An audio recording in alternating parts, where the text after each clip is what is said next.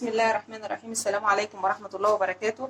ازيكم يا حبايبي، عاملين ايه؟ يا رب تكونوا بخير وفي احسن حال. طبعا انا النهارده جايه اعمل لكم تحليه بسيطه واقتصاديه، حاجه كده سهله جدا وفي الحر اللي احنا فيه دوت، وكلها مكوناتها موجوده في البيت. طبعا انا قبل اي حاجه المفروض نقول طبعا اللهم صل وسلم وبارك على سيدنا محمد وعلى اله واصحابه وسلم تسليما كثيرا.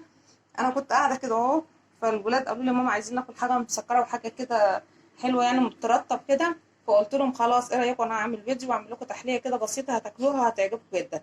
يلا بقى بينا، انا عايزه اقطع لكم واحده تشوفوها الاول. بصوا الطبقات، شايفين الطبقات؟ مش عارفه واضحه اهي. طبقه، 3 طبقات اهو اهي.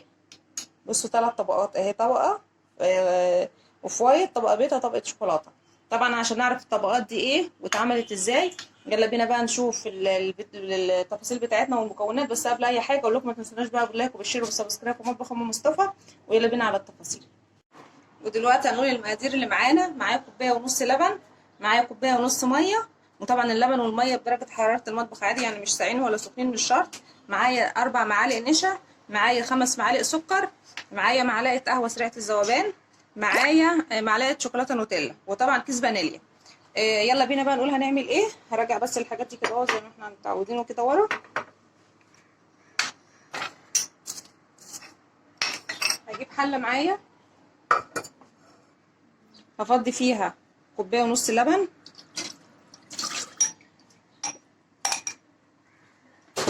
هفضي فيها الكوبايه ونص ميه. طبعا تقدري تضاعفي المقدار او تقلليه، دي براحتك خالص يعني، مش اي مشكله. هفضي فيه ال5 معالق سكر، وطبعا كل واحد بيحب السكر حسب ما بيحب سكر بيحط، يحب الحاجه مسكره يحب الحاجه دلع براحته. هنحط ال4 معالق نشا. تمام كده. هنقلب كل ده كده على البارد. هفضي طبعا كيس الفانيليا،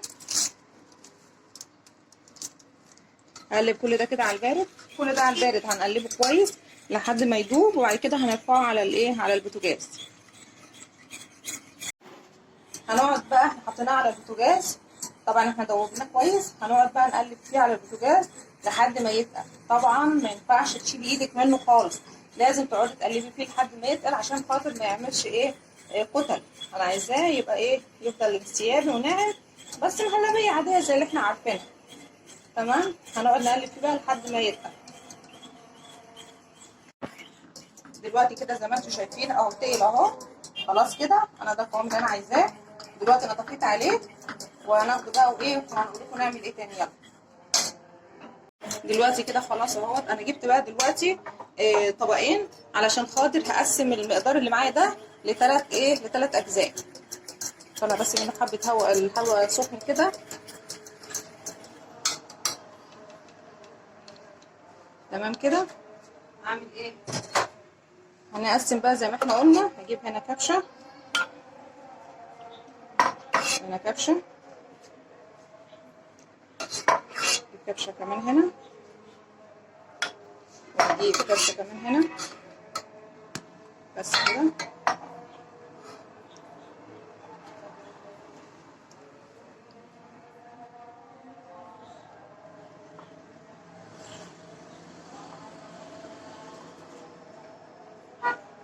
اهو. وادي الكميه التانيه اللي فاضله. احنا كده قسمناهم ل3 قد بعض. تمام، 3 اجزاء قد بعض. دلوقتي هعمل ايه، هجيب القهوه سريعه الذوبان، هفضيها في جزء من اللي احنا عملناه، وهقلبه كويس لحد ما يدوب. وعشان سخن طبعا المهلبيه سخنه، فهيدوب بسرعه او زي ما انتم شايفين كده.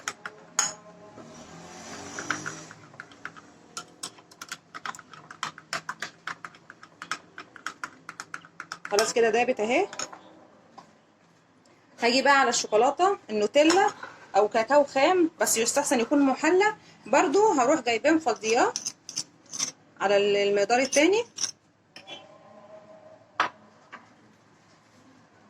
اهو. يعني يا اما شوكولاته نوتيلا، لو ما عندكيش نوتيلا يبقى مش مشكله، ممكن نحط بودره كاكاو خام، بس يستحسن تكون محلى، ما تكونش من اللي هي الخام عشان ما تكونش مره. اهو اقلبه كده.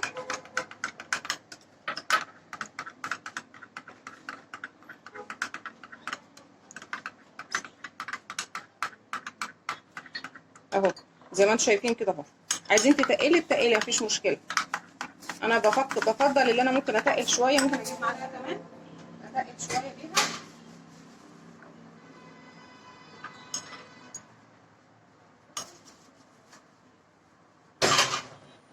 افضي بس المعلقه من اللي فيها. هجيب حته كمان عايزه اتقل بيها شويه، عايزه اتقل الشوكولاته شويه.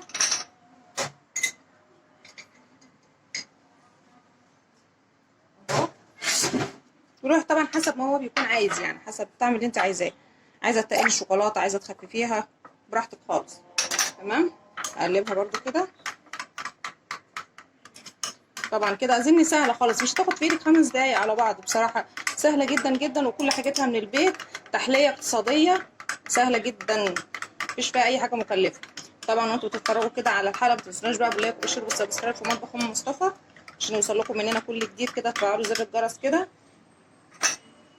اتمنى ان عيلتي الصغيره تكبر بيكو، ربنا يخليكم كده يا رب، ايه دايما نعمه في حياتي كده. كده احنا خلاص كده خلصنا، المقدار بتاعنا خلاص خلص. دي عايزه تتقلب شويه كمان. دلوقتي بقى زي ما انتم شايفين انا جبت فناجيل شاي. ممكن تعملي في فناجيل، ممكن تعملي في بولات، ممكن تعملي في اي حاجه. انا جبت فناجيل شاي هحط فيها. هعمل ايه؟ هجيب من كل حاجه، مثلا هجيب معلقه ايه، هجيب كبشه كده اهو، جزء من الشوكولاته اروح احطها في الارضيه تحت. تمام اهي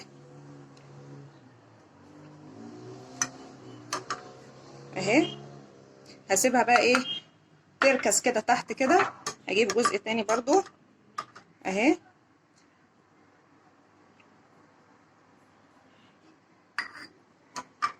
اهي تركز كده.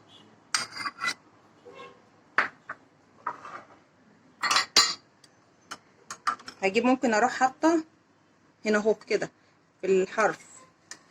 انا عايزاها كده تبقى كده، تنزل وتبقى فوق في نفس الوقت، يعني تبقى واخده شكل مايل اهو كده. انا عايزاها كده، هخليها كده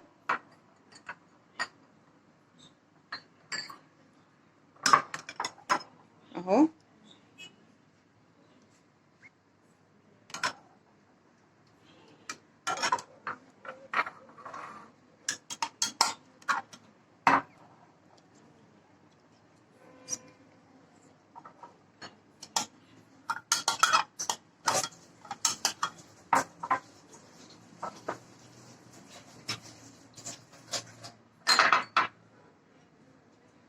طبعا بالاسباتيولا بقى كده هنزل بقى ايه اللي فاضل منها بالشكل اللي انتوا شايفينه ده كده.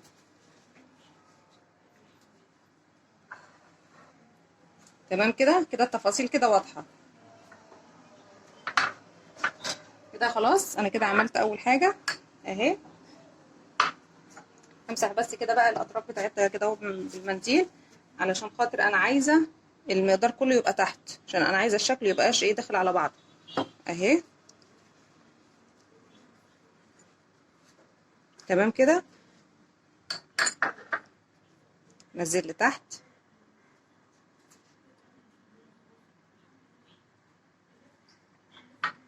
نمسح كده برضو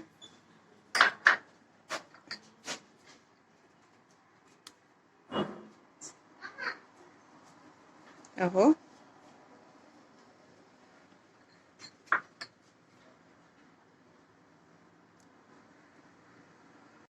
دلوقتي بقى هنبتدي نحط الابيض، المهلبيه البيضه اهي.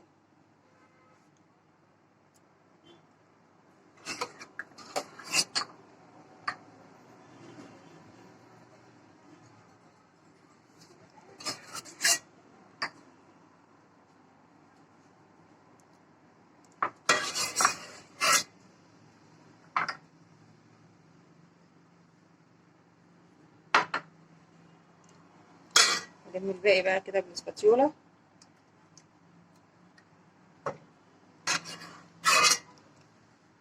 اهي.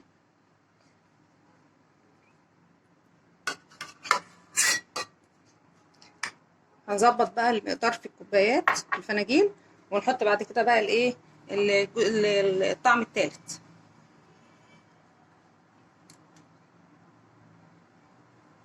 دلوقتي بقى هنفضي بقى الطعم التالت اللي هو بطعم القهوة سريعة الذوبان.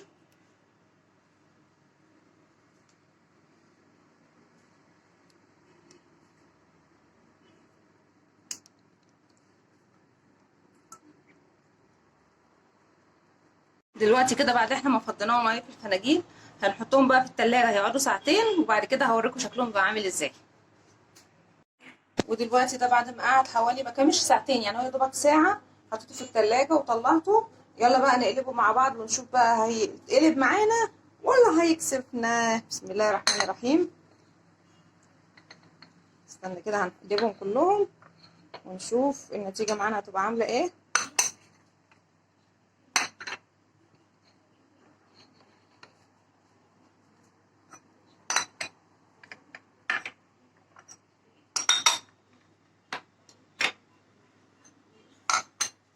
تمام كده، هما كده كلهم اتقلبوا.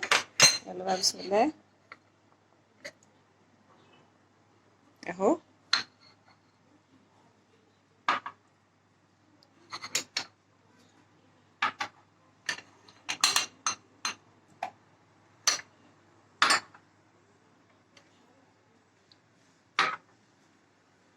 اهو كله اتقلب قدامكم اهو. بصوا الشكل اهي، دي باينه، تفاصيلها باينه. ايه رايكم بقى؟ تحليه سهله وبسيطه ومش مكلفه خالص، وجميله وعلى قد الايد واقتصاديه، وكل حاجات في البيت وحاجات تنفع في الجو اللي احنا فيه ده. واتمنى كده تكون الحلقه عجبتكم. ما تنسوناش بقى باللايك وبالشير والسبسكرايب في مطبخ مصطفى، واقول لكم مع الف سلامه وفي حفظ الله ورعايته.